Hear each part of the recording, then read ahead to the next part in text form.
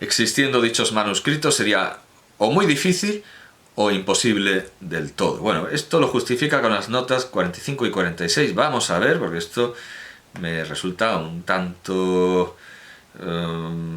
ya hemos visto que lo que dicen las fuentes es que simplemente convenció a los alfaquíes, 45. Y es una nota del propio Vallejo. O sea, que después parece ser que algunos que estaban rebeldes y pertinaces en aquella su mala secta, los mandaba hacer prender y echar en cadenas y prisiones, hasta que venían en conocimiento y de su voluntad pedían el agua del bautismo y se volvían cristianos. Es decir, como en el Quijote apócrifo de Avellaneda, cuando le dicen a Don Quijote que lo van a llevar a la casa del nuncio y allí le van a devolver la razón a base de palos. ¿Cómo vamos a hacerle entrar en razón a su merced? O no sé si lo tutean, máxima ofensa, a base de palos. Allí le vamos a dar unos buenos palos a su merced que lo vamos a hacer entrar en razón y vamos a devolver la razón. Pues aquí igual, ¿cómo los convertimos? Pues con cadenas y prisiones hasta que pedían el agua del bautismo. Sigue diciendo Vallejo. Este caballero, y se nos indica que es, por lo que se ha dicho antes, que aquí no aparece Zegrí, Azahator, después Gonzalo Fernández Zegrí, bueno, ya sabemos que tuvo efecto, lo tuvo Laguna más de 20 días en cadenas con guadafiones, pero esto no estaba traducido, perdón, esto no está traducido en latín, perdón, claro, esto está esto es original en castellano, por eso los guadafiones. Más de 20 días en cadenas con guadafiones, y le hacía dormir de noche en el suelo en la prisión que estaba, y le hacía regar el dicho suelo en que estaba ladrillado, y le maltrataba a su persona. O sea, esto es como Abu Ghraib. O como Guantánamo. Y ya a cabo de tantos días, estando él más pertinaz, que no aprovechaba cosa ninguna con él, inspirado por el Espíritu Santo, seguro, dijo que quería ser cristiano porque Alá se lo había aquella noche revelado. Bueno, pues sí, de acuerdo. Cisneros tortura para conseguir las conversiones, que ve que con dialéctica erasmista no se consiguen. Erasmista o claro, en el caso de Fray Hernando de Talavera y Fray Pedro de Alcalá, simplemente con bonomía. ¿De qué orden era Fray Pedro de Alcalá? Yo diría que son franciscanos, pero no quisiera tropezar. Fray Hernando de Talavera, claro, a mí todo eso me suena a bondad franciscana, pero seguramente me puedo equivocar. Fray Hernando de Talavera, prior del monasterio de... si es prior y no guardián, ya es menos probable que sea franciscano. Estudió en Salamanca... es un jerónimo, vale, de acuerdo. Perdón por mi ignorancia. Fray Hernando de Talavera es de la orden de San Jerónimo. Lo que no sé muy bien es de qué orden es Fray Pedro de Alcalá. No sé si de la misma orden. Claro, los jerónimos son una fuerza intelectual que... Sí. Fray Pedro de Alcalá también es un jerónimo. Jerónimo y arabista. Así lo pone la Real Academia de la Historia. Tiempo tendré de detenerme mucho más en este autor, por supuesto. Es un jerónimo también el que escribe su biografía en el diccionario biográfico de la Real Academia de la Historia, Ignacio de Madrid, el padre Ignacio de Madrid.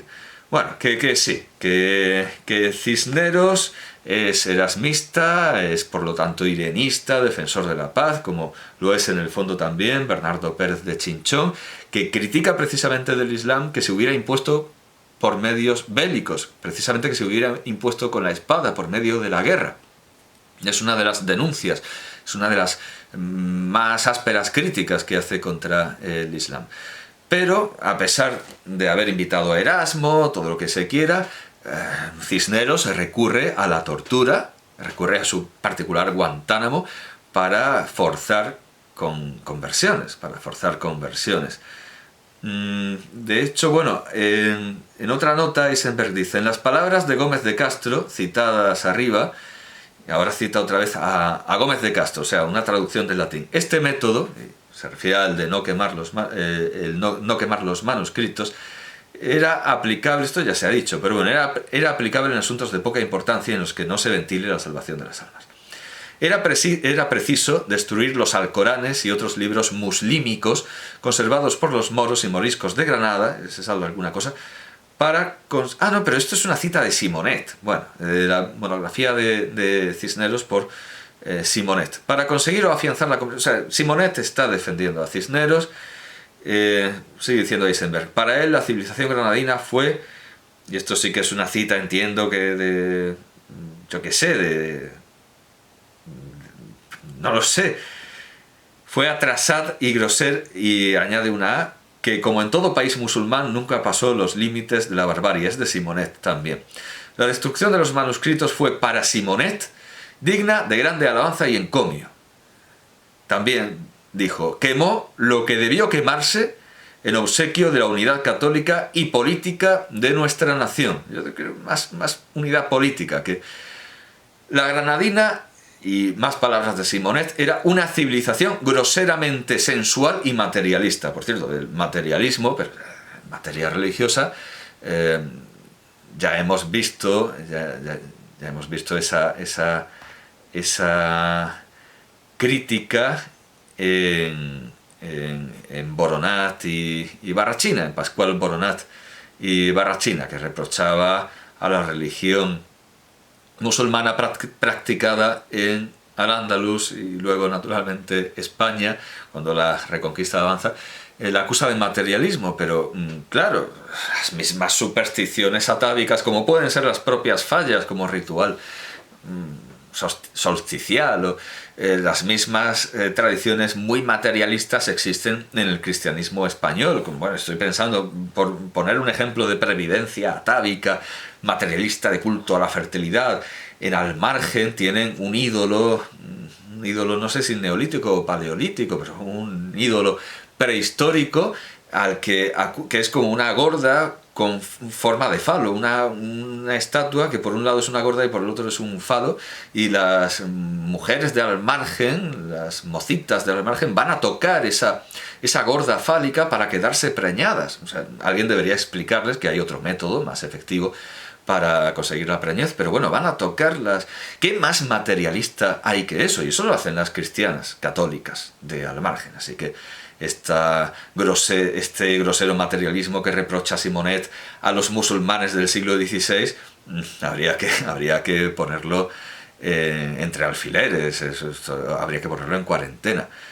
La desaparición de la literatura arábiga no puede achacarse a la intolerancia de los cristianos conquistadores, sino al escaso valor intrínseco y real de aquella literatura. Todo esto es de Simonet. Vamos, que según Simonet todo estuvo estupendo. Bueno, no sé, nosotros no creo que podamos adoptar tan acrítica y entusiastamente la opinión de Simonet, como dicen los foreros y los que usan redes sociales. Esa es tu opinión. Bueno, pues Simonet, esa es tu opinión.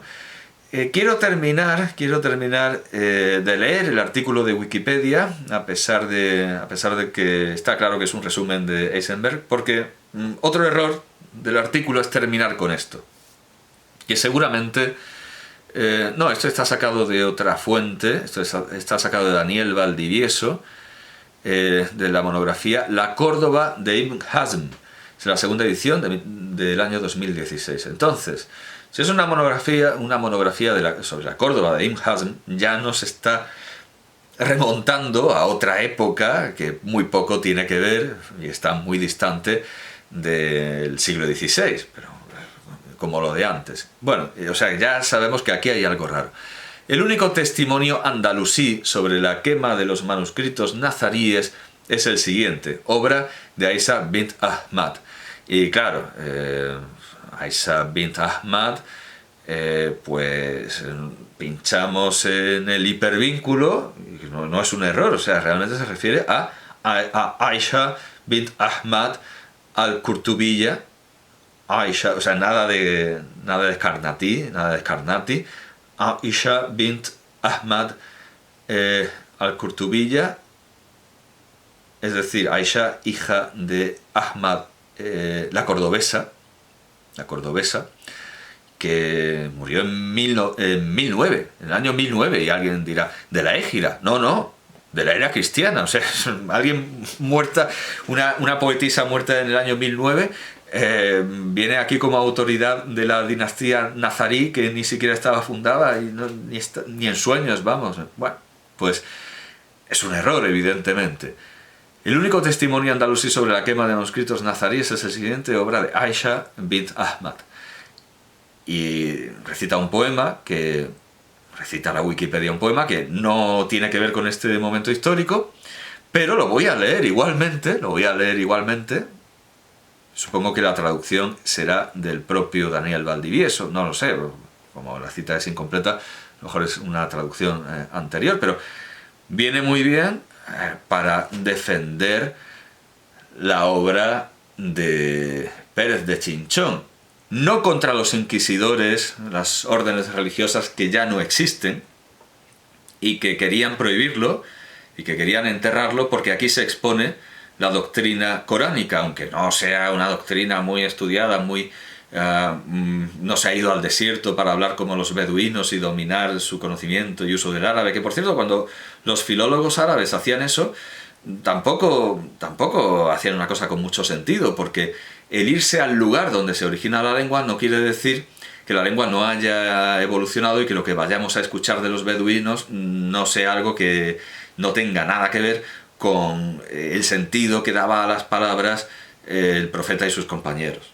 O sea, no conocían, parece ser, que las lenguas cambian, no solo por contacto con otras, sino también que con el tiempo se van modificando. Entonces tampoco tenía mucho sentido irse ahí al desierto con los beduinos para encontrar la pureza del idioma arábigo. Había que hacer más labores epigráficas, más labores de filología de gabinete, antes que... Pero bueno, sí, naturalmente la filología de campo es muy respetable también, pero hay que valorar los frutos y conocimientos que puede darnos. En todo caso, no tenemos que justificar este libro ante los inquisidores que tienen miedo de que tenían miedo de que con este libro se pudieran fabricar musulmanes, así como existe la fábrica de independentistas, la fábrica de musulmanes, sino todo lo contrario. Tenemos que defender hoy día este libro contra las comunidades islámicas que se puedan ver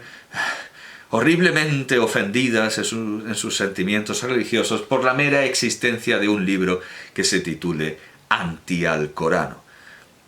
Por eso, aunque sea una cita completamente extravagante, errática y fuera de tiempo, completamente anacrónica, conviene que terminemos con este poema de Aisha bint Ahmad. Dejad de prender fuego a pergaminos y papeles, y mostrad vuestra ciencia, para que bien se vea quién es el que sabe. Y es que aunque queméis el papel, nunca quemaréis lo que contiene, puesto que en mi interior lo llevo, viaja siempre conmigo cuando cabalgo, conmigo duerme cuando descanso, y en mi tumba será enterrado luego. Naturalmente, los nuevos inquisidores, que no son los del bando católico, sino los del bando islámico, interpretarán de este poema, sacarán de él que no hay ningún problema, que si quemar el libro no sirve de nada, sino que hay que enterrar al sabio, que es lo que hacía el primer emperador Shi Huangdi, al mismo tiempo, de manera simultánea, quemar libros, enterrar vivos a quienes los escribían o a los que podían memorizarlos. O sea, hallarán que si este es el problema, no hay ningún problema, se entierra también al sabio muerto o vivo. Por cierto, Mao Zedong se alababa de haber quemado más libros y haber enterrado más sabios que el primer emperador Shi Huangdi, al que tomaba como modelo. Indudablemente, aquí la poetisa se equivoca, si es que el poema es suyo, porque ya hemos visto atribuir a un biógrafo de Cisneros lo que era de otro. Hemos visto atribuir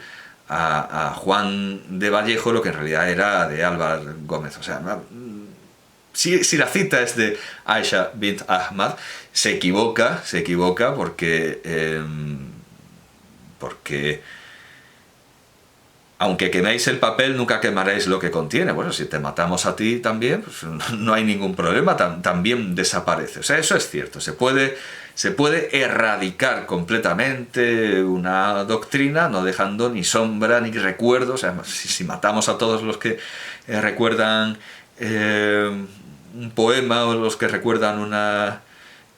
Evidentemente desaparece. Estoy viendo, por cierto, a ver cómo murió Aisha bint Ahmad al-Kurtubiyya. No se casó nunca y murió en 1009, pero parece que no la mataron. Vale, muy bien. Parece que no la mataron. Hay aquí algún poema más, pero ya lo dejaremos naturalmente para presentar a esta autora que está alejadísima en el tiempo del libro que estamos comentando, de la obra que estamos comentando, que evidentemente no es la única de Pérez de Chinchón, pero sí es la más famosa, lo que me lleva, por cierto, a redondear y terminar y completar la biografía de Pérez de Chinchón, que tenía por aquí en algún lugar. Vamos, lo puedo buscar en un momento. Si busco Pérez de Chinchón, el primer resultado, curiosamente, es el del diccionario biográfico de la Real Academia. Parece ser que se está posicionando frente a ese ómnibus, esa divulgación para todos que es Wikipedia. Me parece bien, pero desde luego la Academia tiene que vigilar bastante más el contenido de los artículos, no solo el de Franco. El de Franco causó polémica porque los periodistas se fueron inmediatamente al artículo sobre Franco y la Academia tuvo que rectificar, hacer unas correcciones, pero otros artículos que no son tan abiertos a la polémica como los de Franco tienen errores como errores verdaderos, porque lo de Franco no recuerdo muy bien, pero era algo así como referirse a él como el caudillo, cosas que están perfectamente legitimadas por la tradición histórica. Pero en otros hay errores. Bueno, tenemos a Bernardo Pérez de Chinchón en el diccionario biográfico de la Real Academia, que ya es mucho de lo que se puede esperar de otros autores que están olvidados, como Rodrigo Manrique de Acuña, por ejemplo. Lo tenemos en la Biblioteca Cervantes Virtual, donde hay obras suyas, ahí se puede leer de manera digital, están sus traducciones de Erasmo. Y vaya, parece ser que Wikipedia cuesta verlo. Quería verlo... bueno, está también en las noticias de la universidad. Qué raro. Bueno, el caso es que lo que quería ver en Wikipedia son las fechas, las curiosas fechas de nacimiento y muerte. De entrada, Bernardo Pérez de Chinchón, esto hay que decirlo, solo tiene entrada en Wikipedia, solo tiene entrada en Wikipedia en inglés, en español no. En español nos hemos olvidado completamente de él, al menos el gran público, porque, bueno, yo diría que nos hemos olvidado de él enteramente porque ahora veremos algo muy revelador del artículo de la Real Academia Española. Bernardo Pérez de Chinchón, hacia 1488 o 1493. O sea, que no tienen ni idea de cuándo nació. O sea, entre 1488 y 1493. Y como fecha de muerte se pregunta 1556. Pues no sé. Fue un escritor católico romano valenciano, es como católica, apostólica, romana y valenciana. Bueno, pues una cosa así, un escritor romano, católico, apostólico y valenciano. Tradujo a Erasmo al castellano, fue empleado por Juan de Borja, tercer duque de Gandía, y escribió obras apologéticas dirigidas contra el Islam. Esto es lo que dice muy sintéticamente Wikipedia en inglés, y entre sus obras cita las fundamentales, Silenos de Alcibíades, que son los Adagia de Erasmo, libro llamado Anti-Alcorano, que quiere decir contra el Alcorán de Mahoma, Valencia 1532, Diálogos cristianos contra la secta mahomética y contra la pertinacia de los judíos, Valencia, Francisco Díaz Romano 1535, y como bibliografía secundaria Da el artículo Pedro de Valencia y los apologistas católicos de la expulsión de los moriscos, visiones de cristiandad y reino, ¿sabes? El poder, el mulk, de Grace Meunier del año 2010, de Charles Fantazzi del año 2008. Un A Companion to Juan Luis Vives, una guía, un manual, un breviario para orientarse por la obra de Juan Luis Vives en Brill, del año 2008.